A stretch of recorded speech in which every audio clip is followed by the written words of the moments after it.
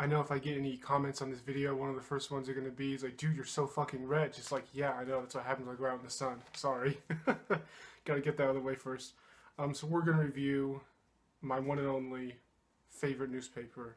It's so amazing. I have to get it in print because the lulls are just the best. No other newspaper does the best. So Washington Post again. Margaret Sullivan, the resident SJW in the Washington Post. Like the Washington Post leans left already, and there are already a lot of stupid social justice warriors who write, but she is like the cream of the crop. She's a social justice warrior compared to other social justice warriors. That's how annoying she is. And she writes the most ridiculous, stupid articles. This one today is, in Trump's America, a new list of horribles. Like, she's sensing the dread in the Trump administration. She's trying to stoke fear in the readers, who, the liberal readers, of course, are reading this. She's like, oh my God, in Trump's America, Trump owns America. He's fundamentally changed America to be racist because it was never racist before, or whatever. So this lady, Amy Siskind, why do the people they always talk about in these articles have the most unpronounceable last names? Like, every single time. Like, you can go through my videos of Washington Post articles, and I think almost every single one of them, the people's last names are just fucking weird as shit. And it's just like, you know what, I know you can't choose your last name, but why do dumb liberals attract people with dumb last names? That's the only conclusion I can come to. What are the odds that almost every single person I talk about from the Washington Post, not the people writing the articles, but the people in the articles, have unpronounceable last names? I mean, just Jesus Christ. Amy Siskind took one of her occasional trips to Valkill, the upstate New York home of Eleanor Roosevelt. Well, you know, I wish I had the time and the money to do that. So I already know what kind of class this person comes from. He's not a working class like you and me. You know, this person takes occasional trips to upstate New York to visit Eleanor Roosevelt's home. Well, you know, I wish I could go to upstate New York and visit high and fancy smancy places of past upper class 1% people. But you know what? I had this thing called work, and I had this thing called bills, you know, and then my income and my bills is just, they're so close. I really don't get to travel that much. Oh, we get off subject. I know I get off subject a lot. I'm sorry. I needed a Zen moment, Siskind, who had campaigned for Hillary Clinton, told me. And that is a place that inspires me. Wherever floats your go, I mean, whatever. Soon afterwards, Siskind began keeping what she calls a weekly list, tracking all the ways in which she saw America's taken for granted governmental norms changing in the Trump era. Like, they honestly act like every single president has acted more or less the same up until this point, and then Donald Trump just changes everything about the presidency, everything about America. And you know what? Why are you making me defend Trump again? Look at my previous videos. I bash Trump all the time. He's a fucking retard. His policies are complete shit, which brings me to the point I'm going to make at the end of this video. But it's just like, your comments are so dumb that I cannot back them, even if they're against Trump, because they don't make any sense. Why aren't you attacking his policies? Because you can't. Because Democrats mostly have the same policies he does. That's why you can't attack him on that. That's why you attack him on these stupid little things I'm going to list in the new list of horribles.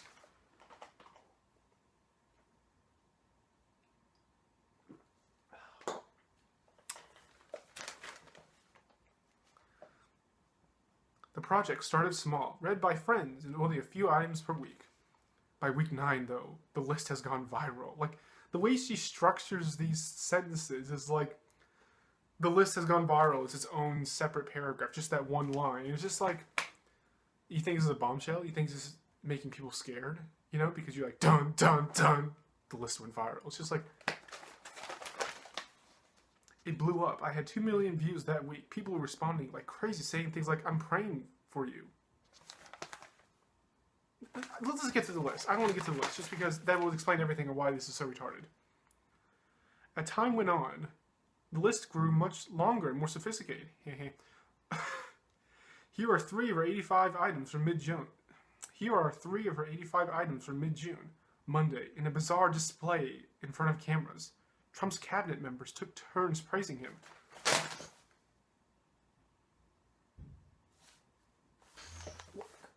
That's not my normal. That's just like just flabbergasted. that is such an insignificant action.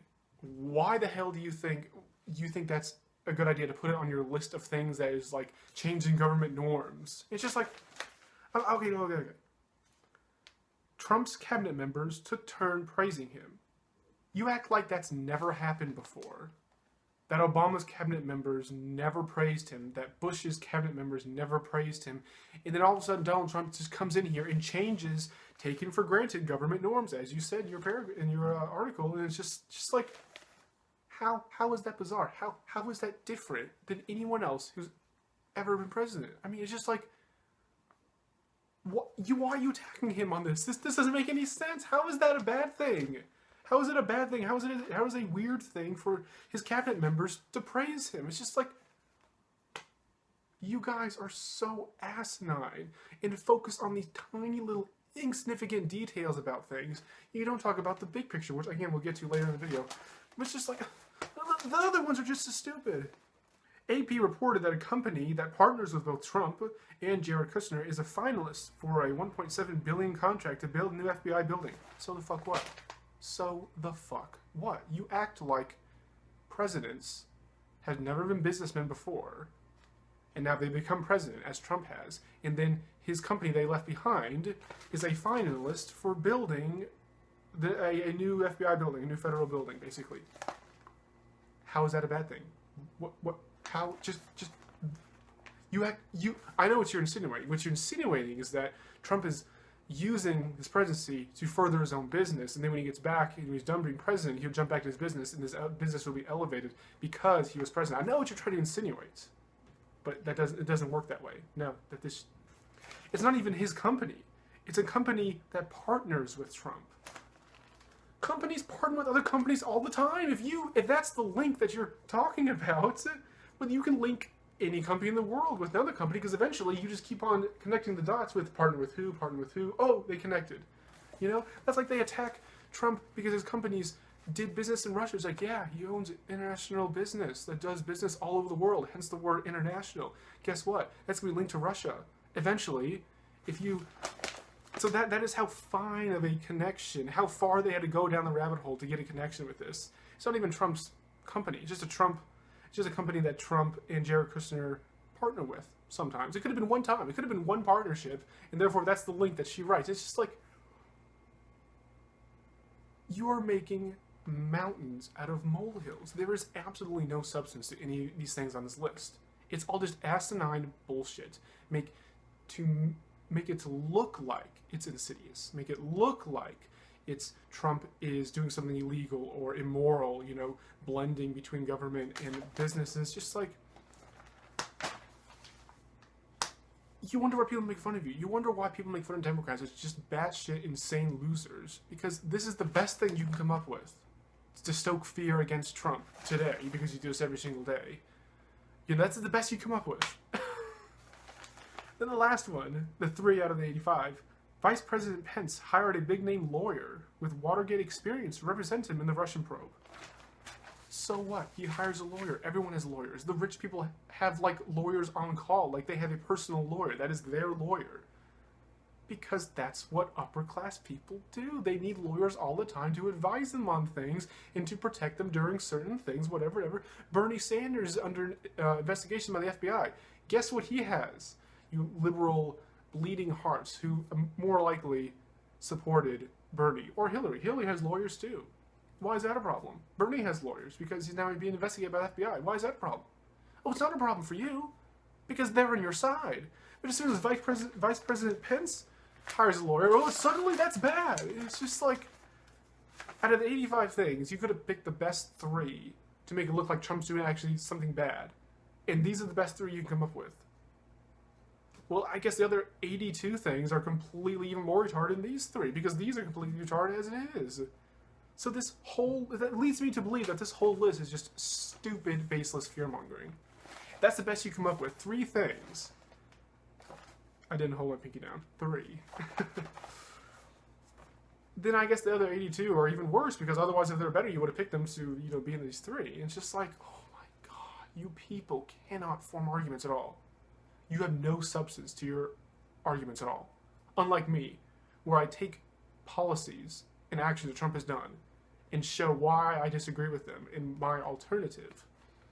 You don't even do that. You just pick little tiny little things that he does. Oh, he hires a lawyer. Oh, he does business with his company. Oh, he does this. And it's just like, you guys are never going to win another election if you guys keep on acting like this.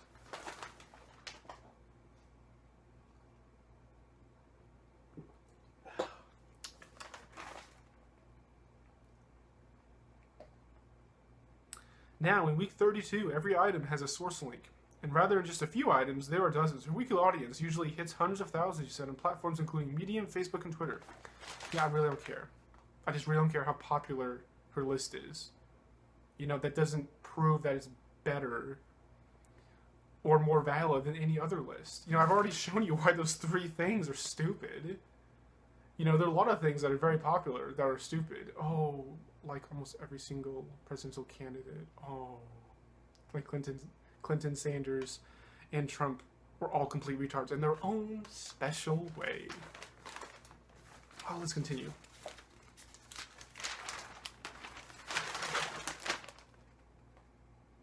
The idea, she said, came from her post-election reading about how authoritarian governments take hold. That's now you know why she wrote this article. She's trying to insinuate that these things that Trump is doing, that leads to authoritarian governments. Therefore, he's trying to do that. He's trying to tear up the Constitution and install authoritarian government, just like his buddy Putin does. He's taken after Putin. He's going to turn the United States into Russia. And it's just, oh my God, that is hilarious. That is hilarious if you weren't being serious, but you are, which therefore it's not funny, it's just completely pathetic. That's the whole thing. That is the whole argument of this narrative, is that Trump is trying to turn the U.S. into an authoritarian state by doing almost the exact same thing that the past presidents have done. You know, it's not just Trump that is making a joke of the U.S. and a joke of the presidency. Obama was a laughingstock. Bush was a laughingstock. Bush was a laughingstock. They all fucking suck. But you people can't see that. These people, these left-wingers, can't see how Obama just completely ruined this country even more than it already was. Right-wingers can't see how Trump is ruining this country and how Bush already did. Like I said in previous videos, they cannot accurately critique their own side. They are oblivious to the mistakes and the blunders and the fallacies in their own arguments and their narratives on their side. Well, the problem is that both sides think this way. This is how we keep on electing complete retards into office. They keep on saying, don't vote third party, vote for the lesser of 2 evils, otherwise you're throwing away your vote. Well, when you're voting for the lesser of 2 evils, you're still voting for evil, which is why evil gets elected every single time without fail. Because you think it's worth it. It's better not to throw away my vote, quote unquote, throw away your vote. Instead, vote for someone who, yeah, they're bad, but they're less bad than the other guy, so that's fine. And you wonder why we get complete assholes in government. Because each side does this. God, what am I trying to tell you all these months? You openly admit voting for evil. It's just less evil on the other side. And then you wonder why our country's a complete shithole going down the tube. Each post begins with, experts in authoritarianism advise to keep a list of things subtly changing around you so you'll remember. She acts like it's 1984 and they're going to like rewrite history and get rid of the facts and put in their own narrative. Like, what was it? Oceania was never at war with blah blah blah. They've always been at war with this, and they rewrite all the history books and delete all of the newspapers that ever said anything different. She acts like that's what's going to happen. Like, if you don't personally remember all of these things as they're transitioning to authoritarian government, well, then no one will remember. That's why you have to remember. It's just like, okay, I'm going on for a while now. The rest of the article, I'll just repeat myself. So, the whole point of this video was to counter the argument that Trump is somehow radically changing the presidency or radically changing the country into something far worse. And none of the other previous presidents, even past Republican presidents like the 2 Bushes and Reagan, have never done.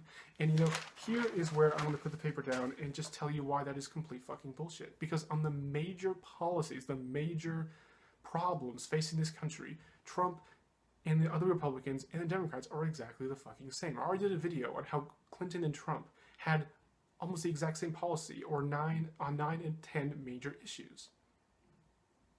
He's going to continue the drug war. Obama loved the drug war. He accelerated it. Trump loves the drug war. He's going to accelerate it. Obama loved the war on terror. He accelerated it. He accelerated the drone program.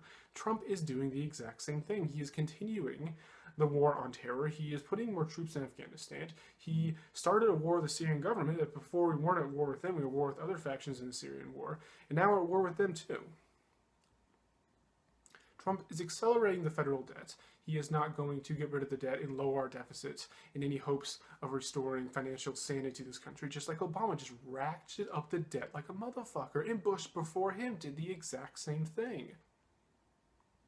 He's not going to fix the legal immigration system, just like Obama didn't fix the legal immigration system. Obama actually kicked out more illegal immigrants than Bush did, but somehow Trump is racist for doing that when Obama isn't, for kicking out much more illegal immigration. They're not going to fix the problem.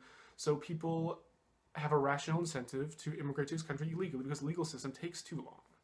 I'm not saying it's right. I'm just saying from their perspective, it's worth it to break the law and get in this country illegally because the legal system takes way too much money and way too much time because it's redundant.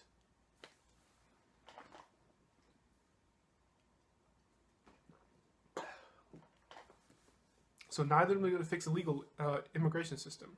Neither parties are going to stop the NDA and the Patriot Act that basically rips up the Constitution, takes away almost all of our rights guaranteed by it.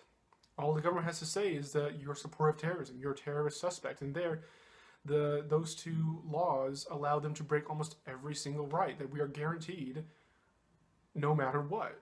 That's what the Constitution says, but they say just say fuck it. Constitution's an old stupid document, who the fuck cares about that? Both parties support that. That's why the Democrats, for example, can't attack Trump on supporting the NDA and the Patriot Act because they support it too.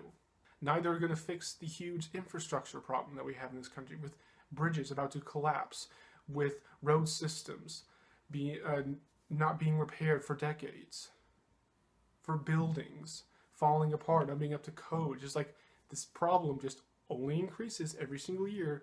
Neither party gives a shit about it. And that's the whole... I can go on and on, just for days, on all of the huge issues facing our country.